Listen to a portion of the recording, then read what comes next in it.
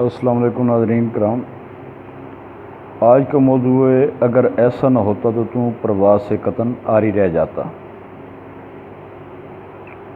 تو پیچھے بیان ہو رہا تھا تیری اپنی ذات کے بارے، تو جہاں سے بات ختم کی تھی وہاں سے آگے چلتے ہیں کہ یہ خالص تیری اپنی کہانی ہے۔ ذرا دیکھ، پھر سمجھ، پھر نظر دوڑا کر دیکھ، تو کس عالیشان منزل و مقام کا رہنے والے تھا، اور گرتے گرتے اترتے اترتے تنزل بتنزل کہاں سے کہاں پہنچا۔ کیا تجھے معلوم ہے کہ تو لا مکان سے بھی بلند مکان پر مقیم تھا؟ ذات سے صفات، صفات سے اسما، اسما سے افعال، افعال سے اثار میں آ کر بالکل عیاں ہو گیا۔ تیری اصل کہانی یہ ہے کہ جب ذات تھی تو بھی تو من جانب اللہ تھا، صفات میں بھی تو مدرج اور شامل تھا۔ عالم اسما کے انوار تیری اپنی ہی کہانی تھی۔ عالم جبروت میں تو تیرا پورے امتیاز کے ساتھ ایک الگ داستان کا دفتر کھل گیا، اور عالم ملکوت سے ہوتا ہوا عالم ناسوت میں آ گرا، اور اب تو یہاں اس عالم ناسوت کی زندگی مستعار کے دن گزارا ہے، اور اب مجھے معلوم نہیں کہ تو کیا کر رہا ہے۔ یہاں پر تجھے بتانا یہ مقصود تھا کہ تو یہاں کا باشندہ نہیں جہاں کے عبد قیام پذیر ہے، بلکہ تیرا مقام وہی ہے جہاں سے تو درجہ بدرجہ اترتا ہوا آیا ہے۔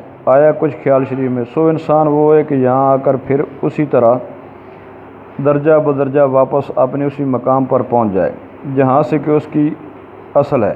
تیری اصل اس جہان سے نہیں بلکہ جہاں کہ تو دل لگائے بیٹھا ہے۔ تیری اصل تو بہت بلند، نہایت عرفہ اور اعلیٰ ہے۔ اٹھ جاگ، تو بازار کی کسی تھڑے پر سویا پڑا ہے۔ آ اپنے گھر چلیں، اپنے اصل گھر چلیں۔ مر کر وفات پر کر تو سبھی چلے جاتے ہیں، آ اسی زندگی میں واپس اپنے اصل گھر کو چلیں۔ زندگی میں تو اپنے گھر کا راستہ پا سکتا ہے، مر کر تو خود نہیں جائے گا بلکہ تجھے لے جایا جائے گا، مقید کر کے، پابہ زنجیر کر کے، پہرہ داروں کی نگرانی میں۔ تو ادھر ادھر نہ دیکھ سکے گا، نہ جا سکے گا، نہ واپس آ سکے گا، اور نہ ہی تجھے واپس آنے کی اجازت ہوگی دنیا میں۔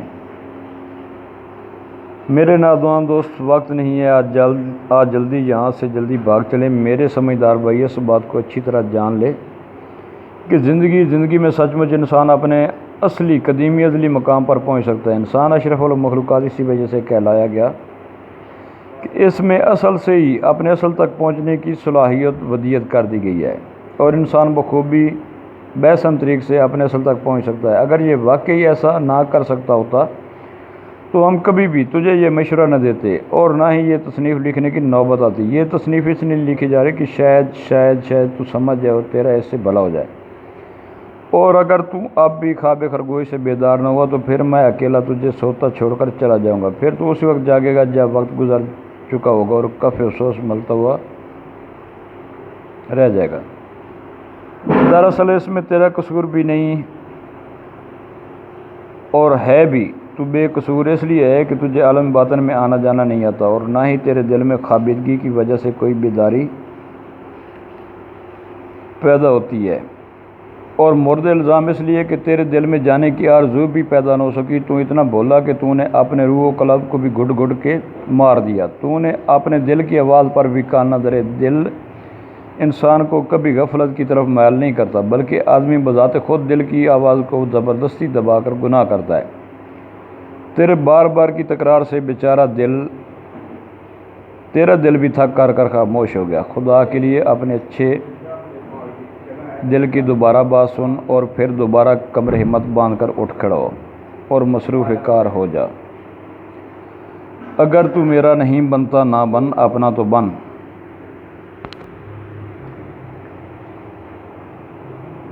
جان لے اے طالب، ہر کام کا، ہر چیز کا، ہر فعل کا کوئی نہ کوئی رد عمل، کوئی تاثیر، کوئی ریئیکشن ہوتا ہے۔ جب تو ہمہ تن مصروف ہو کر اپنی تمام ظاہری اور باطنی قوتوں کے ساتھ اس تصنیف لطیف کے بتائے ہوئے راستہ پر گامزن ہوگا تو لازمی امر ہے کہ تم بھی اسے انشاءاللہ بہرہ ہوگا۔ میں تو اسے دریافت کرتا ہوں کہ کیا تو چشم بصیرت چاہتا ہے؟ اگر واقعی تو باطنی دنیا دیکھنے کا آرزومند ہے تو تجھ کو اس سے مندرجہ ذیل فوائد روحانی، باطنی، غیبی، ملکوتی و جبروتی و لامکانی حاصل ہوں گے کہ جیسے تو بغیر کسی کی امداد کے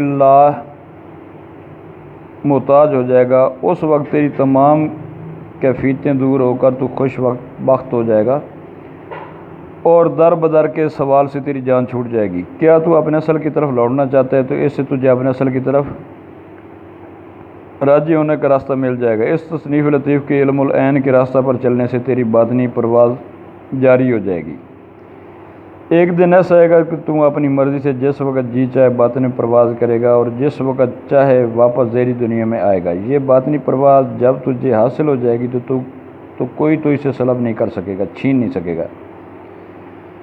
یہ باطنی پرواز کی قوت تجھے ہمیشہ ہمیشہ کے لیے حاصل ہوگی۔ انسان کے فوت ہو جانے کے بعد اس کے حواس و قوی ظاہری بھی ضائع ہو جاتے ہیں، بدن مٹی ہو جاتا ہے، مگر یہ حواس باطنی جو کہ ملکوتی و جبروتی و لامکانی ہوں گے، ہرگز نہ مریں گے بلکہ دوسری دنیا میں بھی زندہ رہیں گے۔ ظاہری حواس و ظاہری وجود سے متعلق ہیں، باطنی حواس باطنی لطیف وجود سے متعلق ہوتے ہیں جن کا تعلق روح سے ہوتا ہے، لیکن روح کو موت واقع نہیں ہوتی، اس لیے روح کے باطنی حواس کو بھی موت واقع نہیں ہوتی۔ باطنی حواس سے بعد از مرگ بھی تیری منزل جاری و ساری رہے گی تاکہ تو قرب وصال کی منازل میں داخل نہ ہو جائے، تو اپنے اصل کی طرف راجع نہ ہو جائے۔ فنا فی اللہ، بقا باللہ، لاہوت لا مکان کی منازل اسی سے متعلق ہیں۔ پھر تجھے اصلی حقیقی توحید کا راستہ مل جائے گا، پھر تو جان جائے گا وحدانیت کسے کہتے ہیں اور ہویت کیا ہوتی ہے۔ اگر انبیاء و کرام کی باطنی مجالس میں پہنچنا چاہتا ہے تو علم عین حاصل کر، کہ علم العین سے باطنی پرواز جاری ہوتی ہے اور باطنی پرواز تجھے انبیاء و اولیاء کی باطنی مجالس میں لے جائے گی۔